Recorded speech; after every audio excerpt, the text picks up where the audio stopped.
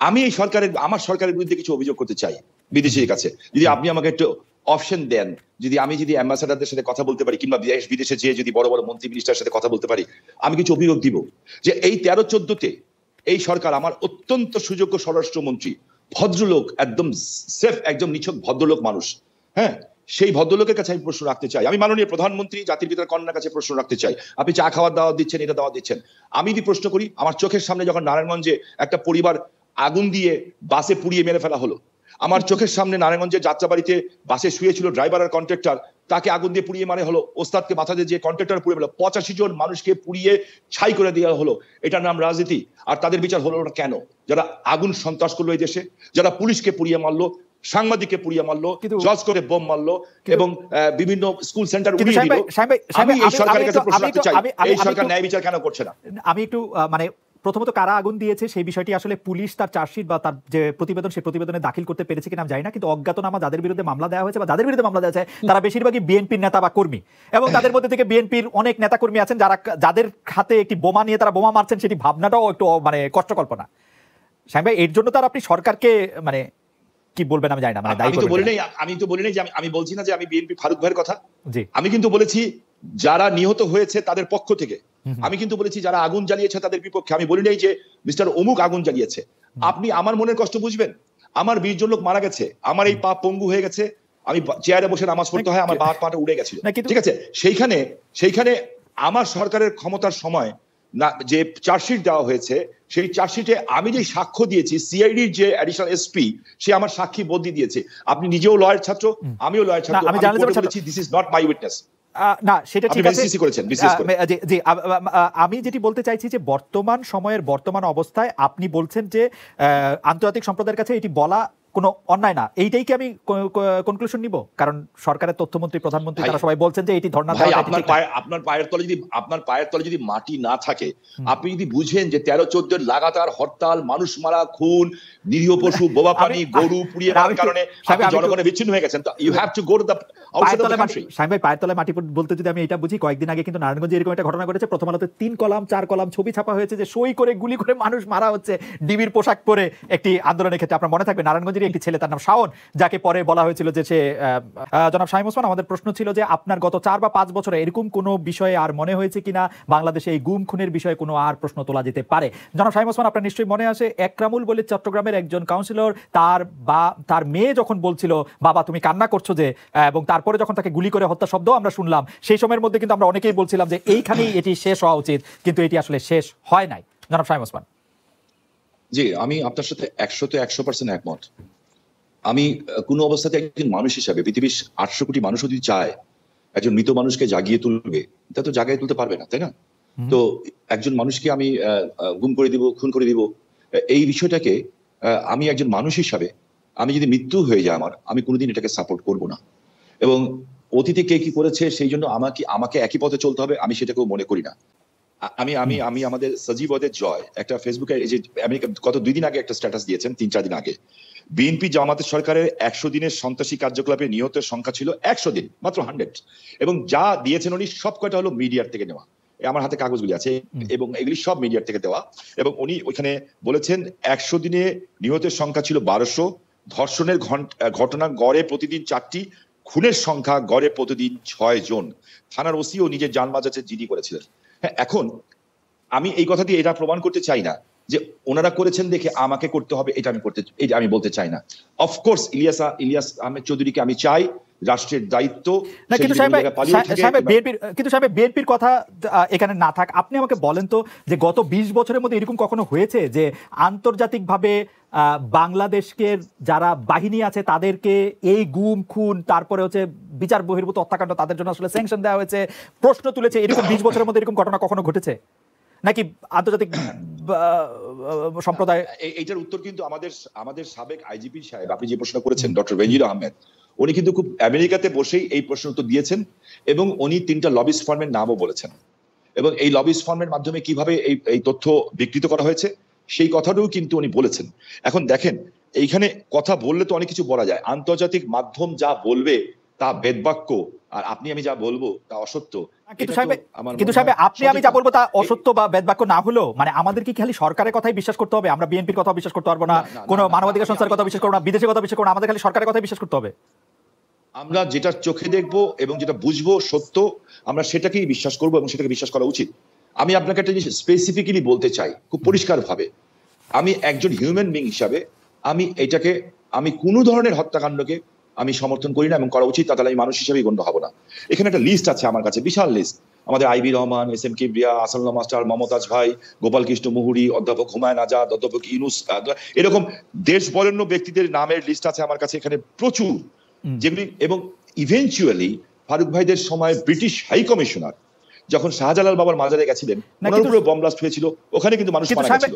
এখন আপনি বলতে চাচ্ছেন আপনি কিন্তু বিএনপির আমল থেকে আসতেই পারতেছেন না, আপনি বিএনপির আমলেই থাকতেছেন। আপনি এই আমলে আসেন যে আমলের মধ্যে জাতিসংঘ হচ্ছে বাংলাদেশের 4 জন বাহিনী প্রধানকে আসলে স্যাংশন দিয়েছে। জাতিসংঘ প্রত্যেকবার বলছে এটার কথা, আন্তর্জাতিক মানবাধিকার সংস্থাগুলি বলছে, বাংলাদেশের আওয়ামী লীগ ছাড়া সবাই বলছে, মায়ের কান্না বলে সংস্থাগুলি বলছে। আওয়ামী লীগ ছাড়া সবাই বলছে কিনা আমি জানি না, বাট আমি যেটা দেখেছি যে র্যাবের নতুন ডিজি কিন্তু পরিষ্কার ভাবে বলেছেন, র্যাবের ডিজি বলেছেন যে আমাদের কাছে যে লিস্ট চাওয়া হয়েছিল আমরা তার উত্তর দিয়েছি এবং এই উত্তরের পরে আমাদেরকে কোনো পাল্টা প্রশ্ন করা হয় নাই। আমরা দেখি এরপরে ওনারা কি বলেন, সেটা একটা সাবজেক্ট ম্যাটার। আর দ্বিতীয় যে সাবজেক্ট ম্যাটার হচ্ছে যে আপনি খুব ভালো করে বুঝেন, আমিও বুঝি, ফারুক ভাইও বুঝেন, যে পলিটিক্স কিন্তু এখন নিজের দেশে হয় না, এই পলিটিক্স কিন্তু এখন একটা গ্লোবাল পলিটিক্স। এখন যে যেভাবে খেলে, কেন বাংলাদেশে রোহিঙ্গা ঢুকে, কেন বাংলাদেশের বর্ডারে এসে আজকে বোম পড়ছে, এখানে অনেকে নীরব আমরা সরব, কেন অনেকে নীরব অনেকে সরব কেন, এই বিষয়গুলি কিন্তু দেখার বিষয়। ওই লিস্টের মধ্যে তো 3 জন ভারতের বিচ্ছিন্নবাদীর নাম ছিল যারা এখন প্রকাশ্যে ভারত না। কিন্তু আমি দুইটা জিনিস স্পেসিফিকলি জানতে চাই যে গতকাল প্রধানমন্ত্রী শেখ হাসিনা তার সংবাদ সম্মেলনে বক্তব্যের মধ্যে স্পষ্ট বলেছেন যে র্যাব এরকম করছে কারণ র্যাবকে প্রশিক্ষণ দিয়েছে হচ্ছে আর আমেরিকা যদি র্যাবকে ভালো প্রশিক্ষণ দিত তাহলে হয়তো ভালো কিছু করতে পারতো। আপনি এটার মানে কি বুঝবেন যে আসলে র্যাবকে ওই প্রশিক্ষণই দেওয়া হয়েছে যে প্রশিক্ষণ আমেরিকা দিয়েছে এবং র্যাব এখন যা করছে, তাই না?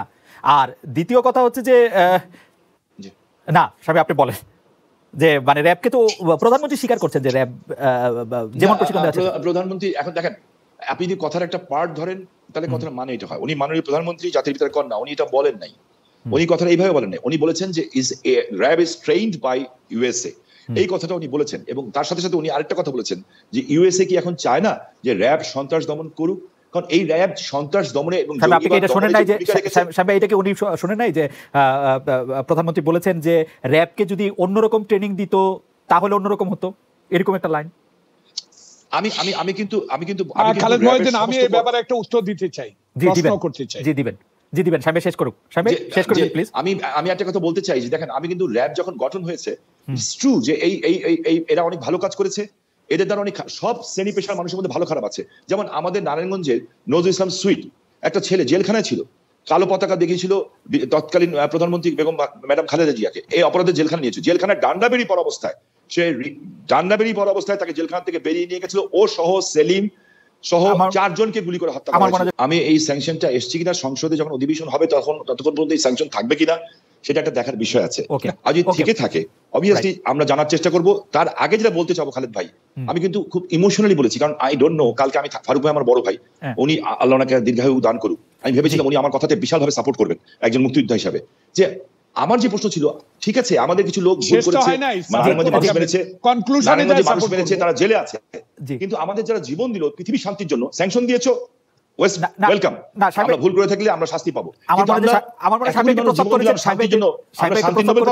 সাহেব একটু প্রস্তাব করেছেন সেটি নিশ্চয়ই ফারুক ভাই, ফারুক ভাই আপনি কন্টিনিউ করেন প্লিজ। আপনাকে থামায় আমি একটু জিজ্ঞেস করছিলাম যে স্যাংশনটা উনি অবশ্যই থামাবেন। জি প্লিজ আপনি কন্টিনিউ করেন। মহিউদ্দিন, আপনি জানতে চান এই অনুষ্ঠানটি অত্যন্ত জনপ্রিয়, একটু আগে আপনি আমার থেকে জেনে নেবেন আমি কেন ইন্ডিপেন্ডেন্ট টেলিভিশনের কথা বলেছি।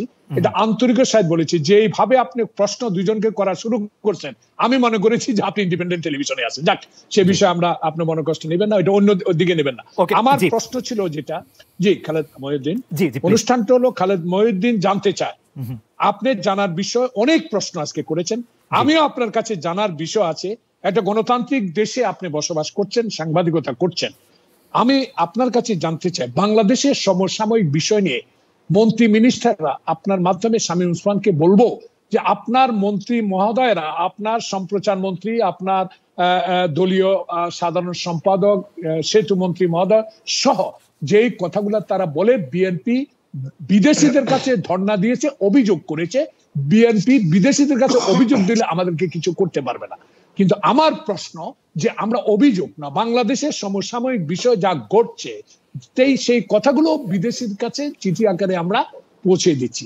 কিন্তু বাংলাদেশের বর্তমান যে সমসাময়িক বিষয় চলছে, ইভিএম, নির্বাচন, ফারুক ভাই এটা একটু পরিষ্কার করবেন যে আপনারা কি বিদেশিদের কাছে চিঠি দিয়ে বাংলাদেশের অবস্থা জানাচ্ছেন, এবং মানে এই অভিযোগটি আওয়ামী লীগ করছে এটি আপনিও বললেন, মানে এটি করছেন আপনারা?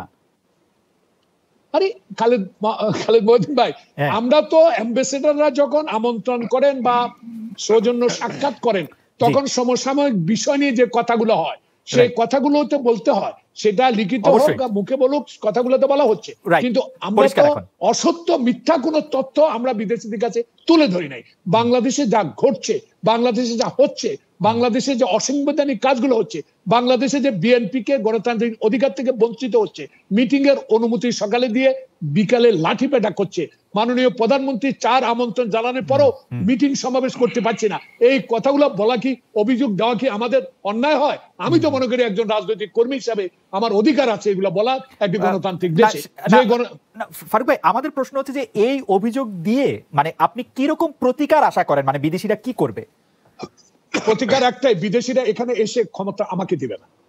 জনগণকে সম্পৃক্ত করা হচ্ছে, সংগঠন শক্তিশালী করা হচ্ছে, গণতান্ত্রিক অধিকার প্রতিষ্ঠার জন্য, ভোটাধিকার প্রতিষ্ঠার জন্য জনগণের কাছে জনগণের শক্তি। বিদেশিরা যেহেতু আছে, বিদেশি আমাদের বন্ধু, আমাদের প্রভু না, সে কারণে আমরা বিদেশির কাছে এই কথাগুলো বলাতে যদি তারা মনে করে আমরা এটা দেন দরবার করছি, এটা আমি স্বীকার করি না। ওকে, আপনার বক্তব্য একদম পরিষ্কার। জনাব শামীম ওসমান, আমরা কিন্তু আমি এখন আপনার অনুমতি নিয়ে একটু অতীতে যাই। আমরা কিন্তু দেখেছি যে 2006 সাল পর্যন্ত, 2001 থেকে 2006 সাল এই সময়টা যখন আওয়ামী লীগ ক্ষমতার বাইরে ছিল, আওয়ামী লীগই বিদেশিদের সবচেয়ে বেশি সম্পৃক্ত করেছে, সবচেয়ে বেশি জানিয়েছে, সবচেয়ে বেশি কথা বলেছে। এখন আবার যখন আওয়ামী লীগ ক্ষমতায়, তখন আওয়ামী লীগ একদমই পছন্দ করে না বিদেশিদের জায়গা থেকে কোনো কথা বলতে, বিদেশি গণমাধ্যমের কথা পছন্দ করে না। এটাকে একটা মানে ডাবল স্ট্যান্ডার্ড মনে হয় কিনা, আপনার কাছে মনে হয় কিনা যে এটি মাননীয় প্রধানমন্ত্রী অনেকবার বলেন যে বিদেশিদের গিয়ে অভিযোগ দেয়, ধর্ণা দেয়, কিন্তু এটি সাধারণ প্রক্রিয়া, সাধারণ এবং স্বাভাবিক প্রক্রিয়া। আপনার কাছে কি মনে হয়? যে আমি আপনার সাথে একমত, স্বাভাবিক এবং আরেকটা যে কি শব্দ ব্যবহার করলেন, সুন্দর শব্দ, সাধারণ এবং স্বাভাবিক প্রক্রিয়া। হ্যাঁ, আমি কিন্তু খালেদ ভাই, I need your support, because আমি জানি যে আমার চেয়ে আপনি যে হারাও সুন্দর, দেখতেও হ্যান্ডসাম, হ্যাঁ, দেখতেও বিদেশি লাগে আপনাকে, হ্যাঁ, তো সেই কারণে বিদেশিদের কাছে গ্রহণযোগ্যতা আপনার বেশি।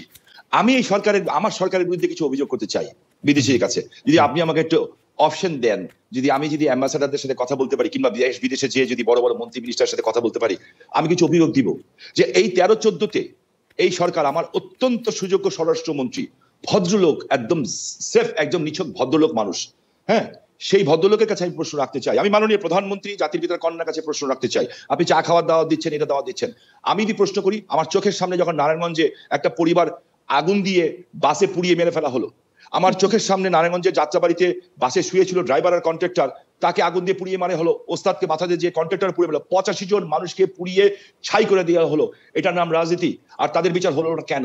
যারা আগুন সন্ত্রাস করলো এই দেশে, যারা পুলিশকে পুড়িয়ে মারলো, সাংবাদিককে পুড়িয়ে মারলো, জজ করে বোম মারলো, এবং বিভিন্ন স্কুল সেন্টার উড়িয়ে দিল, আমি এই সরকারের কাছে প্রশ্ন রাখতে চাই, এই সরকার ন্যায় বিচার কেন করছে না? আমি একটু মানে প্রথমত কারা আগুন দিয়েছে সেই বিষয়টি আসলে পুলিশ তার চার্জশিট বা তার যে প্রতিবেদন, সেই প্রতিবেদনে দাখিল করতে পেরেছে কিনা আমি জানি না, কিন্তু অজ্ঞাতনামা যাদের বিরুদ্ধে মামলা দেওয়া হয়েছে বা যাদের বিরুদ্ধে মামলা দেওয়া হয়েছে তারা বেশিরভাগই বিএনপির নেতা বা কর্মী, এবং তাদের মধ্যে থেকে বিএনপির অনেক নেতা কর্মী আছেন যাদের হাতে একটি বোমা নিয়ে তারা বোমা মারছেন, সেটি ভাবনাটাও একটু মানে কষ্ট কল্পনা। শামীম ভাই, এর জন্য তার আপনি সরকারকে মানে কি বলবেন আমি জানি না, মানে আমি তো বলি নাই যে আমি বলছি না যে আমি বিএনপি ফারুক ভাইয়ের কথা, আমি কিন্তু বলেছি যারা নিহত হয়েছে তাদের পক্ষ থেকে, আমি কিন্তু বলেছি যারা আগুন জ্বালিয়েছে তাদের বিপক্ষে, আমি বলি নাই যে মিস্টার অমুক আগুন জ্বালিয়েছে।